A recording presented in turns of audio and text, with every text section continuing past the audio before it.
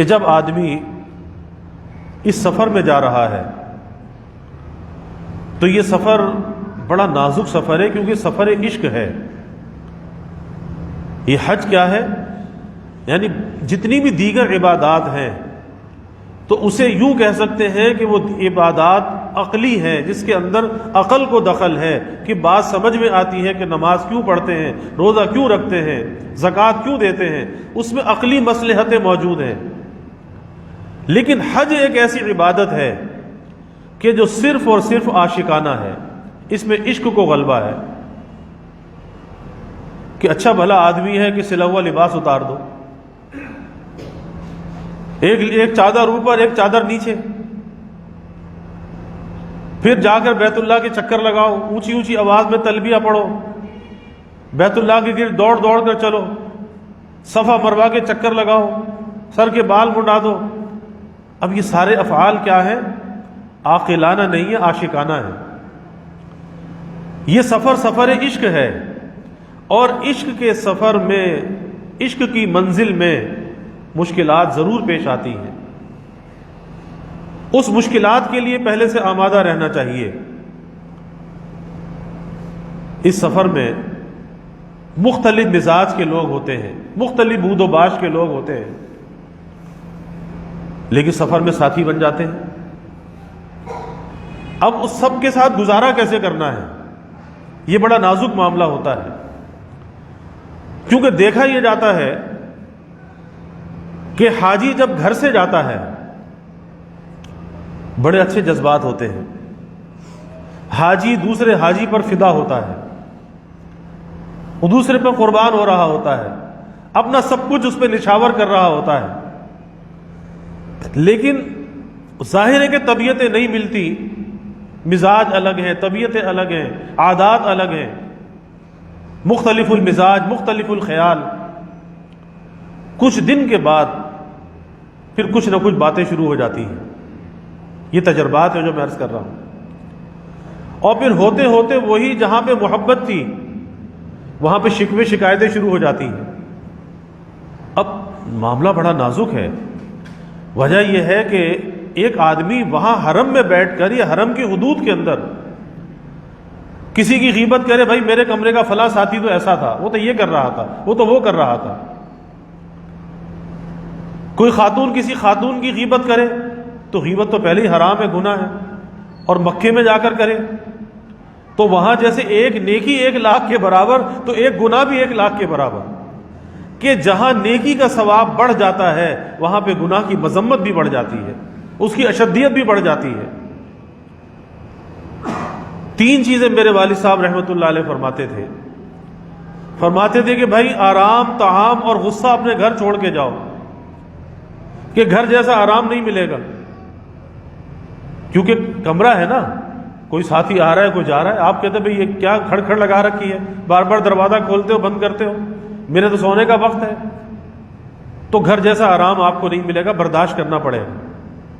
پہلے سے ذہن بنا لیں کہ یہ سفر کوئی بڑا VIP سفر نہیں ہے، کوئی بڑا کوئی پروٹوکول آپ کو ملنے والا نہیں ہے، مشقت کا سفر ہے۔ اور جتنی بھی دعائیں رسول اللہ صلی اللہ علیہ وسلم کی ہیں، ان دعاؤں کو اگر دیکھیں، حج اور عمرے کی جو دعائیں ہیں، آپ نے 2 باتیں ضرور فرمائی، فَيَسِّرْهُ لِي وَتَقَبَّلْهُ مِنِّي، یا اللہ آسان بھی فرما قبول بھی فرما۔ ہر دعا میں، ہر نیت میں آپ نے یہ بات فرمائی، تو آسانی کس چیز کے مقابل ہوتی ہے؟ آسانی ہمیشہ مشکل کے مقابل مانگی جاتی ہے۔ پتہ چلا کہ مشکل ہے، جبھی تو اللہ کے حبیب صلی اللہ علیہ وسلم آسانی کو طلب فرما رہے ہیں۔ تو اس تصور کو ذہن سے نکال دیجئے کہ بہت کوئی آسانی ہوگی، نہیں، مشکلات پیش آئیں گی۔ اور جو آدمی پہلے سے ذہنی طور پر آمادہ ہوتا ہے کہ مشکل پیش آئے گی اور مشکل پیش آ جائے، پھر اسے پریشانی نہیں ہوتی، کیونکہ پہلے سے ذہنی طور پر آمادہ ہے۔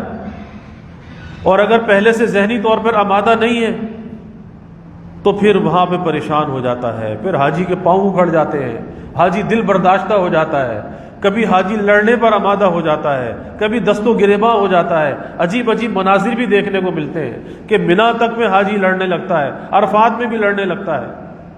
یہ کیفیت حاجیوں کی دیکھی ہے۔ تو آرام گھر جیسا ملنے والا نہیں ہے، مشقت کا سفر ہے، اس آرام کے تصور کو گھر چھوڑ کر جائیں، بس جیسا بھی ہے گزارا کرنا ہے۔ اسی طرح سے حوصلہ ہونا چاہیے ناگواریوں کو برداشت کرنے کا، سفر کی مشقت کو برداشت کرنے کا۔ اور ایک بہت آسان سی بات یہ ہے اس سفر کے لیے کہ آدمی خدمت کرنے کی نیت سے جائے، خدمت لینے کی نیت سے نہ جائے۔ اگر خدمت لینے کی نیت سے گیا کہ فلاں مجھے پانی پلا دے، فلاں میرے بستر کی چادر ٹھیک کر دے، فلاں میرا سامان اٹھا کے وہاں رکھ دے، مجھے جگا دے، مجھے اپنے ساتھ حرم میں لے جائے، وغیرہ وغیرہ، دوسرے میری خدمت کریں، تو ایسا ہوگا نہیں۔ اور جب نہیں ہوگا تو شکوہ شکایت ہو جائے گی کہ بھئی میں تو سمجھتا تھا یہ میرے کام آئے گا، تو میرے کام نہیں آیا۔ تو خادم کی حیثیت سے جائے کہ بھئی میرے اندر جو بھی اللہ نے مجھے ہمت دی ہے، صلاحیت دی ہے، میں دوسروں کی خدمت کروں گا، میں کسی سے خدمت نہیں لوں گا، تو بڑے مزے کا سفر ہوگا اور کسی سے کوئی شکوہ شکایت نہیں ہوگی۔ تو حوصلہ اور سخاوت کو ساتھ لے کر جانا چاہیے۔ اور تیسری بات یہ ہے کہ وہاں کے قیام کے دوران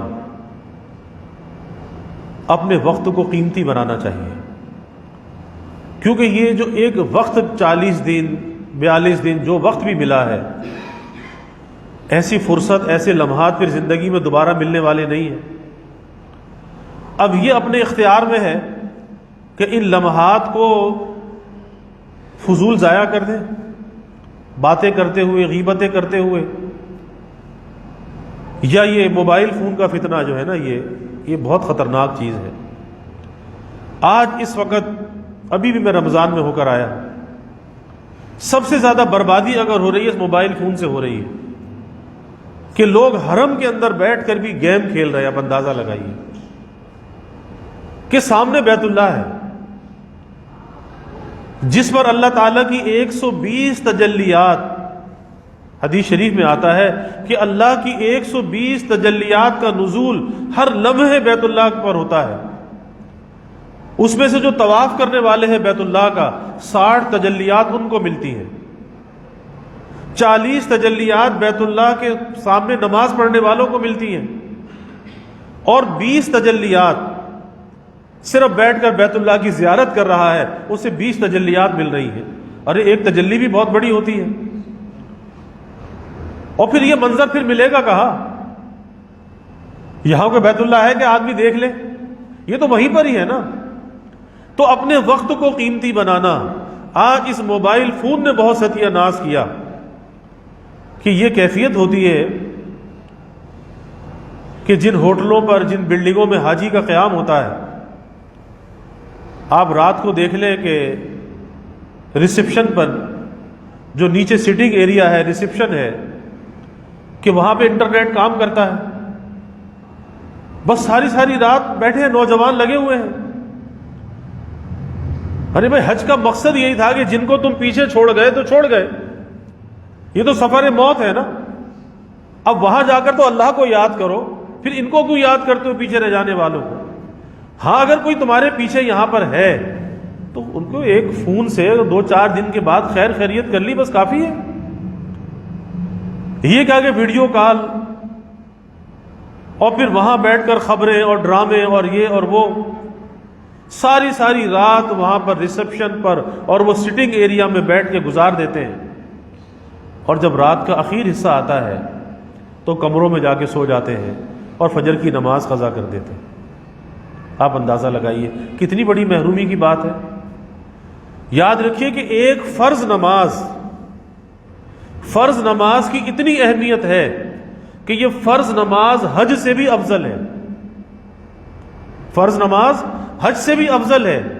تو جو چیز حج سے بھی افضل ہے اس کو مکہ مکرمہ میں رہ کے ضائع کیا جائے، اور اس انٹرنیٹ کی لعنت کی وجہ سے، سوشل میڈیا کی لعنت کی وجہ سے اس کو ضائع کیا جائے۔ بھئی پیچھے والے خیریت سے ہیں، ان کی فکر کرنے کی آپ کو کیا ضرورت ہے؟ آپ تو اس لیے گئے ہیں، اپنے لیے بھی دعا کریں اور پیچھے والوں کے لیے بھی دعا کریں۔ اب آپ کا ایک ہی کام ہے، وہاں پر آپ اللہ سے رجوع کریں، سب کے لیے دعا کریں، سب کے لیے خیر اور بھلائی مانگیں۔ اگر سب کو یہاں ان کو یاد کرتے رہے، پھر اللہ کو کب یاد کرو گے؟ کیوں اپنے وقت کو ضائع کرتے ہیں؟ تو اپنے وقت کو بھائی قیمتی بنانا، اور قیمتی بنانے کے لیے دو کام ضروری ہوتے ہیں. ایک تو آدمی فضول اور لایانی چیزوں کو چھوڑ دے، فضول اور لایانی چیزیں، اور دوسرا یہ ہے کہ ذکر اللہ کا اہتمام کرے. ذکر اللہ، اللہ کا ذکر، اس کا اہتمام کرے. جب مکہ مکرمہ پہنچ کر اب آپ نے دیکھا کہ آپ کے اندر ہمت ہے حرم جانے کے لیے، تو پھر آپ تیاری کر کے، چاہے کچھ ساتھی تیار ہو تو ٹھیک ہے، ورنہ جس کو جس کی ہمت ہو چلا جائے. تو پہلی نظر پر حدیث میں آتا ہے کہ جو دعا آدمی مانگتا ہے وہ قبول ہوتی ہے. بیت اللہ جانے کے اب جو سننے میں آ رہا ہے کہ ایک چیز تو یہ ہے کہ ہر آدمی کے پاس یہ اسمارٹ فون ہونا چاہیے، اور اس کے اندر کوئی ایسا سسٹم ہوگا، QR کوڈ کا سسٹم، کہ انہوں نے حرم کے ساتھ کچھ ایسے الیکٹرانک گیٹ بنائے ہیں کہ اس کو ٹچ کر کے اس کی کچھ ویڈیوز بھی سوشل میڈیا پر آ گئی ہیں. میں نے تو رمضان میں دیکھا، اس وقت سمجھ میں نہیں آ رہا تھا کہ یہ کیوں لگایا ہے، لیکن اب ویڈیوز کے اندر دیکھ کے پتہ چلا کہ حاجی اپنے موبائل سے وہ QR کوڈ سسٹم ہے، اس کو ٹچ کرے گا اور اس کے لیے وہ راستہ کھل جائے گا اور یہ نکل کے چلا جائے گا. سنت کے مطابق حرم میں داخل ہو، پہلے دایاں پیر داخل کریں، بسم اللہ توکلت علی اللہ، دعا پڑھ کے اللہم افتح لی ابواب رحمتک، اور پھر نیچی نگاہ کر کے حرم میں آگے چلیں، اور جہاں پہنچ کر بیت اللہ نظر آئے وہاں پر کھڑے ہو کر پھر اللہ کے سامنے دعا کریں. اب یہ پہلی نظر کی جو دعا ہے، حدیث میں آتا ہے کہ یہ دعا مقبول دعا ہے، کہ جو اللہ سے سوال کرے اللہ اس کی دعا کو قبول کرتا ہے. امام اعظم ابو حنیفہ رحمۃ اللہ علیہ، کسی نے سوال کیا، سوال یہ کیا کہ حضرت اگر ہم بیت اللہ پر پہلی نظر ڈالیں تو کیا دعا کریں؟ عجیب جواب دیا. فرمایا کہ بھائی اللہ سے یہ دعا کر لو کہ یا اللہ میں اب اور آئندہ زندگی میں جتنی دعائیں مانگوں یا اللہ میری سب دعاؤں کو قبول فرما. یعنی اپنے مستجاب الدعوات ہونے کی دعا مانگ لو کہ اللہ مجھے مستجاب الدعوات بنا دے، مقبول الدعوات بنا دے، میری اب آئندہ ہمیشہ میری دعاؤں کو قبول فرما. اب یہ بڑا قیمتی موقع ہے. پھر اپنی حاجات کو مانگے، اور سب سے پہلے اس حاضری پر اللہ کا شکر ادا کرے. دل سے یہ بات عرض کرے کہ یا اللہ میں اس پاک دربار کے قابل نہیں تھا، یا اللہ تو نے کرم فرمایا، تو نے یہاں پہنچا دیا. حقیقت ہے کہ کوئی خواب ہے، میں دیکھ رہا ہوں کہ اس پاک دربار کے میں قابل نہیں تھا، اور یہ بھائی اللہ کا انتخاب ہوتا ہے، یہ اللہ کا فضل ہوتا ہے. کبھی یہ نہیں سوچنا چاہیے کہ ہمارا بلاوا آیا ہے. بلاوا تو بڑے لوگوں کا آتا ہے، یہ بلاوا نہیں ہے. میں مثال عرض کیا کرتا ہوں کہ کوئی مجرم ہے، اس مجرم کو پکڑ کے حاکم کے سامنے پیش کر دیا جائے کہ بھائی اپنے جرم کا اقرار کر لے اور حاکم سے معافی مانگ لے، تجھے معافی مل جائے گی. بادشاہ کا دربار ہے نا، بادشاہ کے دربار میں بادشاہ کے دوست بھی ہوتے ہیں، اور مجرموں کو پکڑ کے بھی لایا جاتا ہے. بظاہر دونوں بادشاہ کے دربار میں ہوتے ہیں، تو یہ بھی اللہ کا دربار ہے، لیکن ہم ان میں سے نہیں ہیں. اللہ کے دوست بھی آتے ہیں، بڑے بڑے لوگ آتے ہیں، چھپے ہوئے لوگ ہوتے ہیں جن کو پہچان بھی نہیں سکتے. ساری دنیا سے لوگ آتے ہیں، ابدال اور اغواس دنیا سے سفر کر کے پہنچتے ہیں.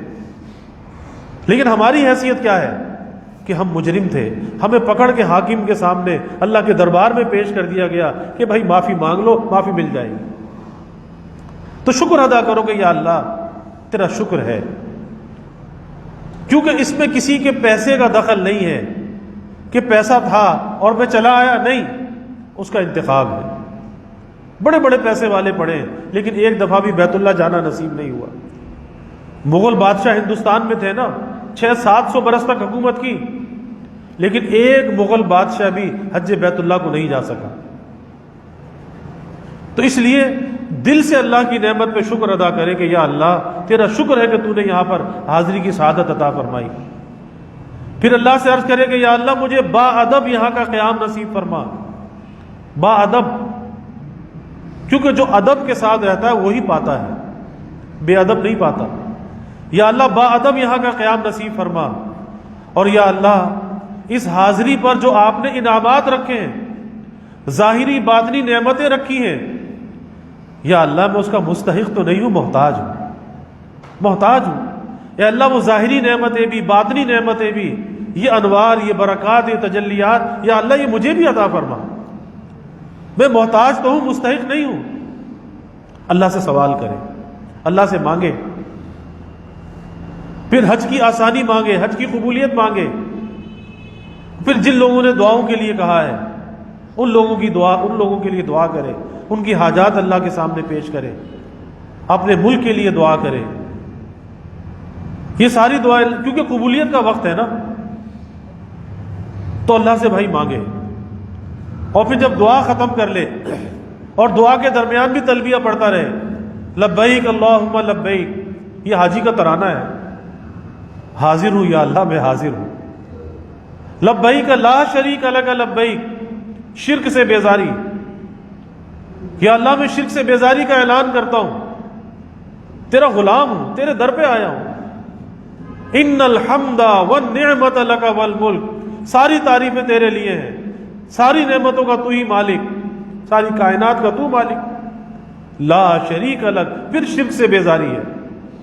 عجیب یہ ترانہ ہے، تو دعا کے دوران بھی تلبیہ پڑھتا رہے، اللہ سے ہر نعمت کا سوال کرے، عافیت کا سوال کرے، اور پھر اس کے بعد مطاف کی طرف جائے، مطاف جہاں طواف ہوتا ہے، اور جب مطاف میں پہنچے تو مردوں کے لیے یہ ہے کہ مرد اپنا داہنا کاندھا بغل کے نیچے سے چادر نکال کر داہنا کاندھا کھول لے،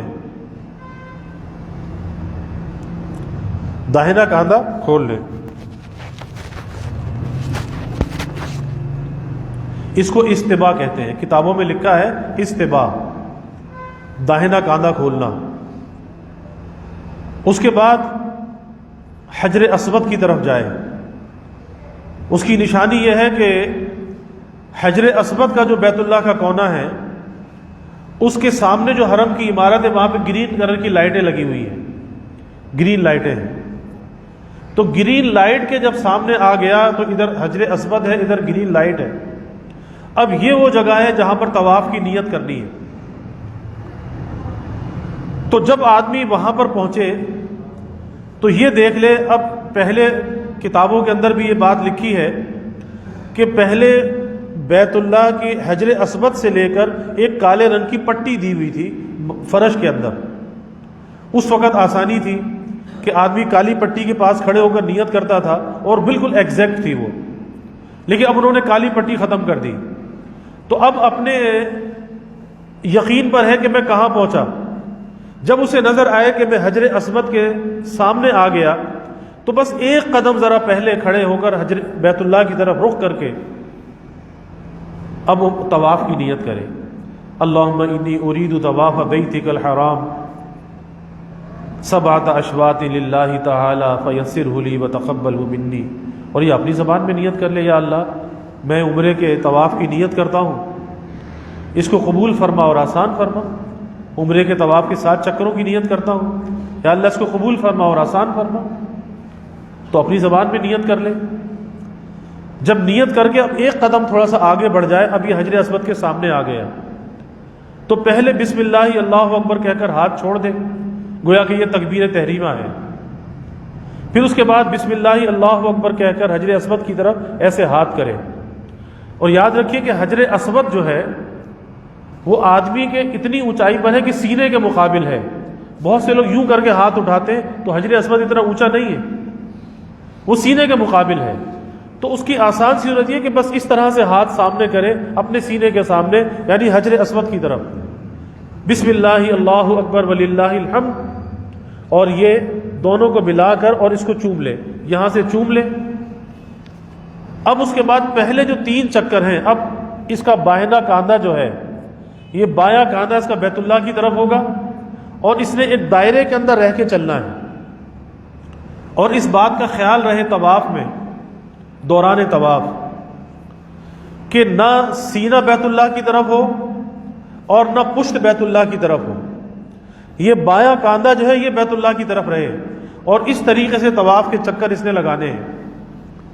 کیونکہ اگر طواف کا کوئی حصہ ایسا ہوا کہ جس میں سینہ یا پشت بیت اللہ کی طرف ہو گئی تو اتنا حصہ طواف کا واجب الاعادہ ہوتا ہے، اس کو دوبارہ کرنا چاہیے، یعنی اتنا لوٹ کر پیچھے آئے اور پھر آگے جائے، تو اتنا رش کیسے لوٹ کر آئے گا؟ تو اس بات کا دھیان رکھنا چاہیے۔ اور پھر یہاں پھر وہی خرابی کی بات کہ لوگوں نے اس عبادت کو کھیل بنا لیا ہے کہ طواف کے دوران اپنے موبائل کو نکال کر اپنی سیلفیاں لوگ لیتے ہیں۔ آپ اندازہ لگائیے، ارے بھائی ایک عبادت میں گناہ کرتے ہو، تصویر کشی تو حرام ہے، تصویر کشی تو مسجد کے باہر بھی حرام ہے، اور پھر مسجد کے اندر کوئی تصویر کشی کرے تو کتنا بڑا گناہ، اور پھر بیت اللہ میں جا کر تصویر کشی کرے تو اندازہ لگائیے، اور طواف کے دوران اور پھر اپنی عبادت کو برباد کرے اس طریقے سے کہ اپنی ویڈیو بنا رہا ہے اور اس کی پشت بیت اللہ کی طرف ہے اور یہ موبائل ہاتھ میں ہے، اسے پتہ نہیں میرا طواف ہو رہا ہے یا نہیں ہو رہا، لیکن اس نے تو فیس بک کو اپڈیٹ کرنا ہے نا۔ ان چیزوں نے، ان لعنتوں نے آج اس عبادت کو بھی خراب کر دیا۔ کتنے لوگ آپ کو ملیں گے، خواتین ملیں گی کہ ایک ویڈیو بناتا جا رہا ہے، دوسرے جو ہے بس ویڈیو بنوا رہے ہیں، پتہ نہیں کہ یہ تو مقام ایسا ہے کہ اتنی ہیبت ہے اس مقام کی، اتنی عظمت ہے اس مقام کی، آدمی کے قدم لرز جاتے ہیں، قدم ڈگمگا جاتے ہیں۔ حضرت موسیٰ علیہ السلام جب لبیک کہا کرتے تھے تو ڈرتے تھے، روتے تھے، اللہ کے برگزیدہ نبی ہیں، کہ کہیں میں لبیک کہوں اور لا لبیک نہ کہہ دیا جائے کہ جا تیری لبیک قبول نہیں۔ کتنے اولیاء امت کے واقعات آتے ہیں کہ جب لبیک کہنے لگتے تھے، احرام باندھتے تھے تو جسم پہ لرزہ طاری ہو جاتا تھا، رنگ زرد پڑ جاتا تھا کہ کہیں ہم لبیک کہیں اور لا لبیک نہ کہہ دیا جائے، ڈرتے تھے، لرزتے تھے۔ تو اس بیت اللہ کے سامنے جس کی عظمت اور ہیبت ہے، جو اللہ کی تجلیات کا مرکز ہے، وہاں پر اپنے طواف کو برباد کیا جائے، اور وہ بھی طواف کہ جو اس کے عمرے کا ایک رکن اور ایک فرض ہے۔ جب فرض ہی خراب کر لیا تو باقی عمرہ کیسے ادا ہوگا؟ تو بھائی خدا را اس چکر میں نہ پڑے کہ سیلفیاں لینا، ویڈیو بنانا، یہ سفر اس مقصد کے لیے نہیں ہے، اللہ کو راضی کرنے کے لیے ہے۔ اللہ راضی ہو جائے، اللہ جنت کا فیصلہ فرما دے گا۔